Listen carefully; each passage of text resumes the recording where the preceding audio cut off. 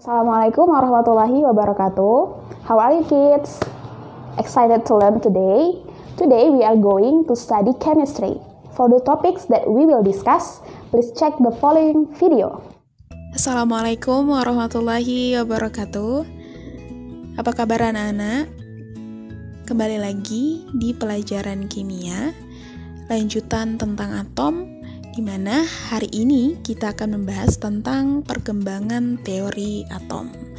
Jadi kita akan membahas tentang teori-teori atom yang berkembang dari zaman dulu sampai menjadi teori atom sekarang. Teori perkembangan atom yang pertama yaitu dari John Dalton. Menurut John Dalton, atom merupakan bentuk seperti bola pejal dan merupakan bagian terkecil yang tidak dapat dibagi-bagi lagi. Setiap unsur terdiri dari partikel yang sangat kecil yang identik. Artinya, atom dari unsur yang memiliki sifat yang sama seperti ukuran, bentuk, dan massa. Begitu pula sebaliknya, atom dari unsur berbeda memiliki sifat yang berbeda pula. Atom dari suatu unsur tidak dapat diubah menjadi atom unsur lain dengan reaksi kimia. Menurut teori ini juga, atom tidak dapat dimusnahkan dan juga tidak dapat dihancurkan. Kemudian menurut John Dalton, atom-atom dapat bergabung dengan perbandingan tertentu membentuk senyawa. Atom-atom tersebut akan bergabung membentuk gabungan atom yang disebut molekul.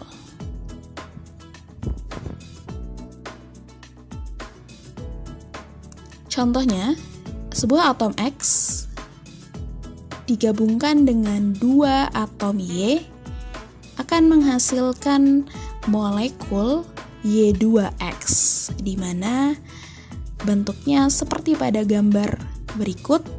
Kedua atom Y akan menempel pada atom X.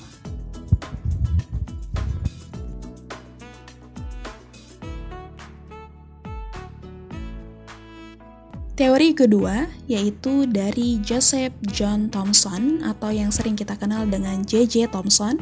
Menurut Thomson, atom merupakan bola bermuatan positif dan di tempat-tempat tertentu terdapat elektron-elektron yang bermuatan negatif seperti kismis di dalam roti.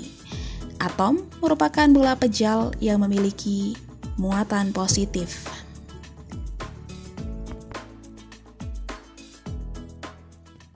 Thomson berpendapat bahwa atom terdiri dari bola bermuatan positif yang terbuat dari proton, yang semua elektronnya tertanam di dalam bola ini. Menurutnya, partikel bermuatan negatif dan partikel bermuatan positif memiliki jumlah yang sama, yaitu elektron dan proton sama. Pada teori ini juga dikenal sebagai model semangka atau roti kismis karena kemiripannya. Dimisalkan biji semangka dapat disamakan dengan elektron atau partikel bermuatan negatif dan massa merahnya dapat disamakan dengan proton atau bola bermuatan positif. Sama halnya dengan roti kismis, kismis dapat dianggap sebagai elektronnya dan bagian yang tersisa dianggap sebagai bola bermuatan positif atau proton.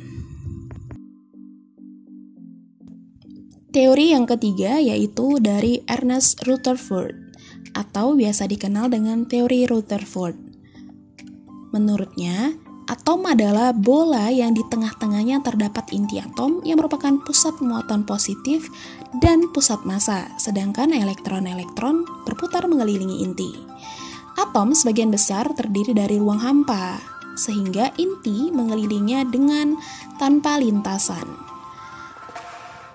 Seperti planet-planet yang bergerak di dalam tata surya, atom secara keseluruhan itu bersifat netral, muatan positif pada intinya, dan sama besarnya dengan muatan elektron yang beredar di sekitarnya.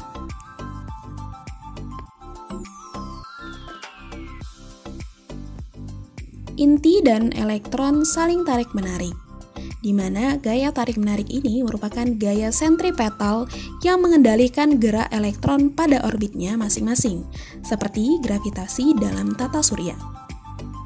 Sehingga pada teori Rutherford terkenal dengan sebuah eksperimen di mana Rutherford melakukan eksperimen untuk sebuah atom. Pada eksperimen Rutherford ini, dengan menembakkan lapisan tipis atau foil emas menggunakan partikel alfa, ditemukan adanya partikel bermuatan positif bergerak lurus berdaya tembus besar sehingga dapat menembus lembaran tipis kertas. Percobaan ini bertujuan untuk menguji pendapat J.J. Thomson terkait apakah atom itu betul-betul bola pejal yang positif, dan bila dikenai partikel alfa akan dipantulkan atau dibelokkan.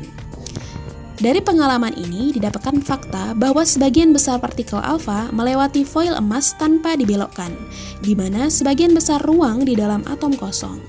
Selain itu, sangat sedikit partikel yang dibelokkan dari jalan mereka, yaitu muatan positif dari atom menempati ruang yang sangat sedikit.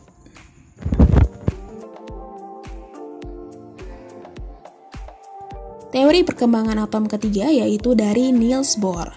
Menurutnya, atom terdiri atas inti yang menjadi pusat massa atom dan pusat muatan positif. Sedangkan elektron bergerak di sekeliling inti pada lintasan tertentu atau orbit yang disebut kulit-kulit atom. Selama elektron mengelilingi inti, elektron tidak memancarkan energi.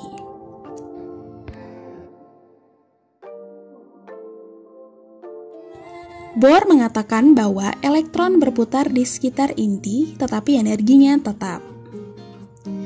Dia menjelaskan bahwa energi elektron tetap karena mereka terbatas pada beberapa orbit tetap. Masing-masing orbit ini berada pada jarak tetap dari nukleus, yaitu inti atom, dan diasosiasikan dengan jumlah energi yang tetap. Orbit dengan energi tetap ini dikenal sebagai orbit diskrit atau tingkat energi. Tingkat energi ini diwakili oleh huruf KLMN atau angka 1, 2, 3, 4 mulai dari pusat atom. Jadi model terakhir Niels Bohr mirip dengan model atom Rutherford yang menyatakan bahwa atom terdiri dari pusat muatan positif yang di sekitarnya elektron berputar. Satu-satunya perbedaan adalah bahwa model atom elektron berputar mengelilingi inti dalam orbit tetap. Dengan ini, Niels Bohr mendapatkan hadiah Nobel pada tahun 1992. Teori atom yang terakhir yaitu teori atom modern, di mana teori ini melengkapi teori atom Niels Bohr yang tidak dapat menerangkan gejala atom dalam medan magnet, sehingga disempurnakan oleh Louis de Broglie pada tahun 1924. Di mana menurut dia, selain bersifat partikel, elektron juga bersifat gelombang. Pendapat ini dikembangkan oleh Erwin Schrödinger dan Werner Heisenberg melahirkan teori mekanika kuantum, di mana ternyata masing-masing atom atau partikel-partikel pada atom memiliki gelombang yang dibahas pada teori mekanika kuantum. Demikian materi tentang perkembangan teori atom. Kita akan lanjutkan materi kimia berikutnya. Jangan lupa di subscribe, komen, dan like. Sampai jumpa. Assalamualaikum warahmatullahi wabarakatuh.